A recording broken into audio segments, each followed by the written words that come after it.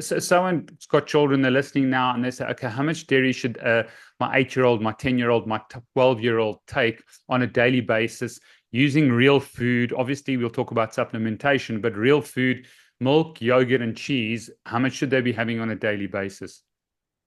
Yeah, so during childhood, it's around 3 servings per day. So that would be the easiest would be a glass of milk, a tub of yogurt, and for I'm using Australian Yeah, servings, 40 grams of cheese.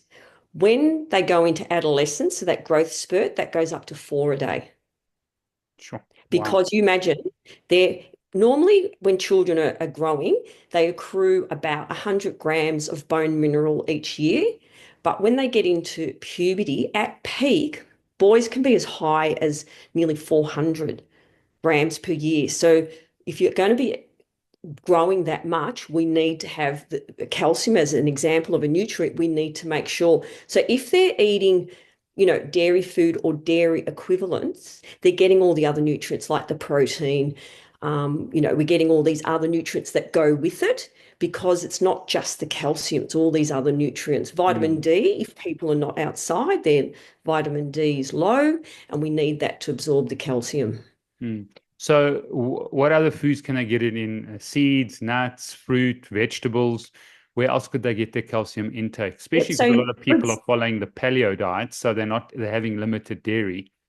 What other yeah, food? so obviously dairy is the richest source. We know that. When we look at alternatives, for example, there is calcium, for example, in broccoli, but it's not as bioavailable. So it's attached to an oxalate, so it's not as easy to get. So we don't absorb as much. We might only absorb when we oxalate or attach the calcium to these compounds, we only might absorb 10%. So while on paper there's a lot there, we're not absorbing it. Mm, If they're using a dairy equivalent beverage, they have to read the label, make sure it's got calcium mm, added to it because most of them don't have natural calcium in it. As I mentioned, the fish with bones, seeds, yep, and nuts. But with young children, small children, they often can't eat enough food. And so you'd have to eat. This is an example. If I took an older person or a younger person and I had a glass of milk, they'd have to have like 7 servings of vegetables, so 7 cups of vegetables wow. to get the same amount of protein. Same amount of calcium. And that's almost impossible for a young person, a younger child, or an older person to eat. So, do you think in modern day cities and just the developed world, there's a calcium deficiency happening out there? Look, on the whole, what the thing with calcium is during adolescence, we actually absorb more of it. That's part of our biology. But what we may see is just low grade low intakes. We haven't got frank deficiency because that comes out, is quite sort of pronounced. We've got this low grade inadequacy, I'm going to call it. So what may be happening is children aren't reaching their peak. So the biggest bone mass they could possibly have based on their genetics. So they're starting adulthood slightly smaller bone than they should. And then if they continue with, bad eating habits, unhealthy eating, then they're not going to maintain the bone as well. And then in old age, they lose bone. So by then, ideally, people maintain enough bone and lose it at a small rate that, they're 120 before their bone is osteoporotic. Doesn't matter because they've passed away.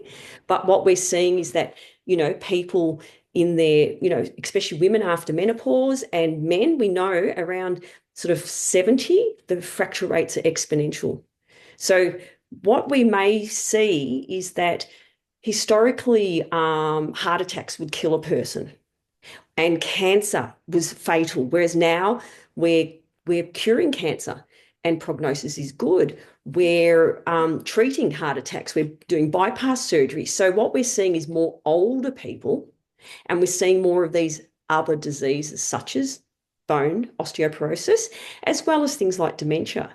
So we're saving them in their younger old age. They're getting into old age.